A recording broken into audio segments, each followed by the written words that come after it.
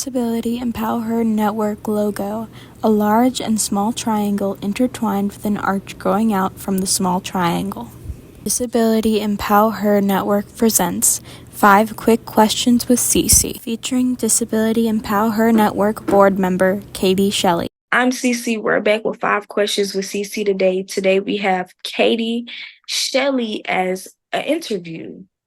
For our interview today, guys, we're going to be talking about her experience with Disability Empower Her and all of her likes and dislikes. So let's jump right into it. Katie, can you introduce yourself?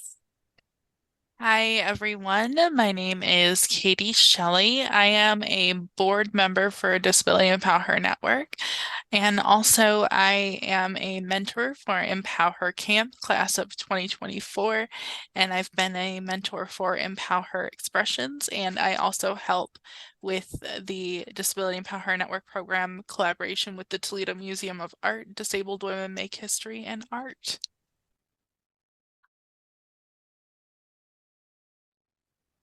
Okay, Katie, my first question would be, what is your role with Disability Empower Her, and what does that role entail as being someone on the board? Yeah, so Disability EmpowHer Network is one of the first boards that I've ever served on in an official capacity. And I am also the treasurer. So what it entails is that I sit on Disability EmpowHer Network's quarterly board meetings and discuss business with the board, including what programs are going on. We usually meet with a staff member of Disability EmpowHer Network at every board meeting and learn more about what they do. And then for my role as treasurer, I also look over the financials of Disability EmpowHer Network and make sure everything looks good. And then we sign off on that. And it's been a really great learning experience. Like I said, this is something that's newer for me, but I've met a lot of great people on the board. We have some great board members, and I'm excited to continue doing the work and supporting the organization. Okay, so you're pretty good with numbers. Well, I try to be, but thankfully, we do have a financial expert that puts a report together for me, and then I just look over the report with Stephanie, our executive director, and also with the other board members and make sure that everything looks okay. Okay. Okay. So I'm pretty sure you have a story, Katie, on how you ended up on the board. Would you mind sharing that with us?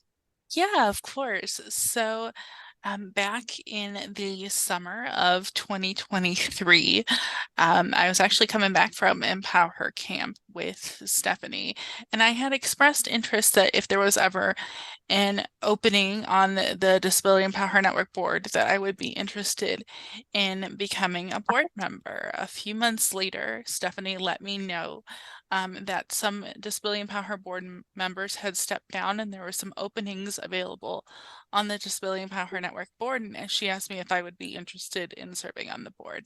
And because I'm really passionate about the work that Disability EmpowHer Network does, this seemed like a perfect match for me and something that I wanted to do in service to the organization. So I jumped at the chance to be a board member, and also they were in need of a treasurer. So the board voted and agreed that I could be the treasurer.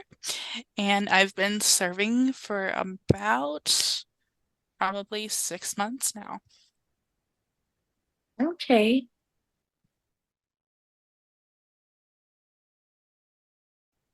Okay. Katie, I guess my next question would be, how have your involvement with Disability Empower Her changed your perspective on the world and the disability community? Yeah, so I have been a person with a disability my entire life. I have cerebral palsy, but disability wasn't something that I always necessarily wanted to identify with, even though I have always been disabled. I've always had my disability. I wanted to kind of disassociate from it as much as possible. And I didn't have a lot of disabled role models growing up. Fast forward to when I was a young adult, I heard about the University of Toledo's Disability Studies program, and that really got me learning more about disability rights, disability advocacy, and helped me really understand the disability identity as something that I could be proud of and really learn more from the disability community and learn more about the world around me, and really got me interested in thinking about how I can use my experience as a person with a disability to help improve the experiences of others with disabilities and make the world a more accessible, inclusive place. And I really wanted to do some volunteer work. I was working for a local center for independent living after I got my master's degree in liberal studies with a focus on disability studies. And I heard about Disability EmpowHer Network, which at the time, I believe it was late 2020, it was a brand new organization.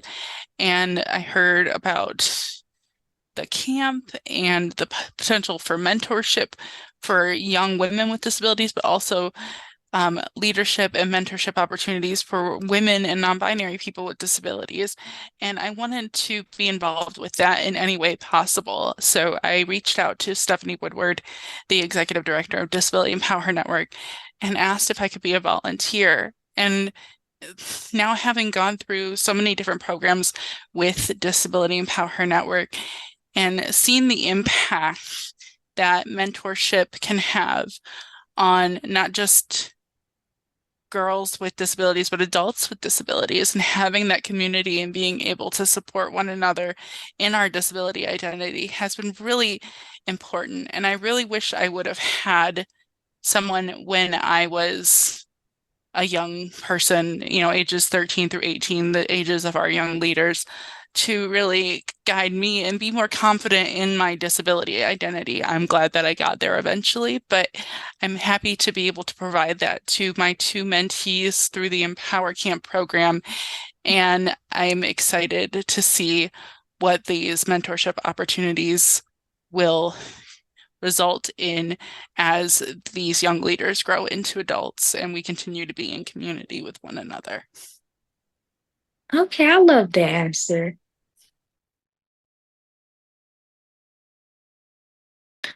Do you have a favorite experience or story that you can share with us about your involvement with Disability EmpowHer or even camp? Because I do know you from camp. Yes. So, is there any experience or story you can share that just stood out to you and just was like, spoke to you and said, "Oh, I love this"? Yes. Well, I absolutely loved camp. That was a great experience, but the experience that I'm going to share is actually not a camp story. So back in 2022, I had started working at the Toledo Museum of Art as the manager of access initiatives in 2021. And in 2022, Stephanie came to me and asked if I would be interested in collaborating with Disability EmpowHer Network through my professional capacity at the art museum on a program that empowers and uplifts disabled women artists. And I thought that was a fantastic idea. So we created Disabled Women Make History in Art. And it is a program that was centered around the anniversary of the Olmsted decision. The Olmsted decision was a Supreme Court decision that was this happened in 1999 and basically stated that disabled people could not be forced to live in institutional settings, and they have to be integrated into community living when they want to, when their doctors say that they are able to, and as long as it wouldn't impact or be a significant financial burden. And you have to have those community supports available to people with disabilities in order for them to live independently in their communities. And Lois Curtis, who was one of the plaintiffs in this Supreme Court case, was a disabled woman artist herself. And so it made sense to have an event that really celebrated disabled women artists and celebrated the profound impact that that Supreme Court decision had on the rights for people with disabilities in the United States. And that first year, we were able to have about 20 artists, women artists from Northwest Ohio, where I'm located, but also other states like Michigan, Indiana, and really have them share their artwork. We had over 100 people attend the event, and it was the first time at the Toledo Museum of Art that I had seen so many people with varying disabilities, whether they be physical disabilities, wheelchair users. We had people who were blind or had low vision using white canes. We had people on the autism spectrum. And it was the first time I had ever seen so many people with disabilities come together in community, in celebration with one another at the Toledo Museum of Art. And it was really special for me, especially in my first year working in access initiatives at the Toledo Museum of Art, because it really drove home to me that this is something that I want to continue doing, and I want to continue to bring people with disabilities together and bring them to the Toledo Museum of Art and have it be an accessible and inclusive place for them. So that's one of my favorite disability EmpowHer network experiences so far. Okay.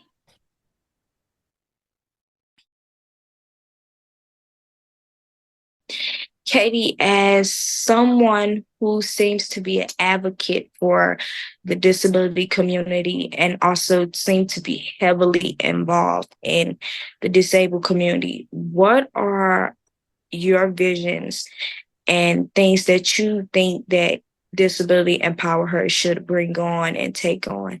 Like, do you have any future visions for Disability Empower Her? How the network can better be inclusive, maybe?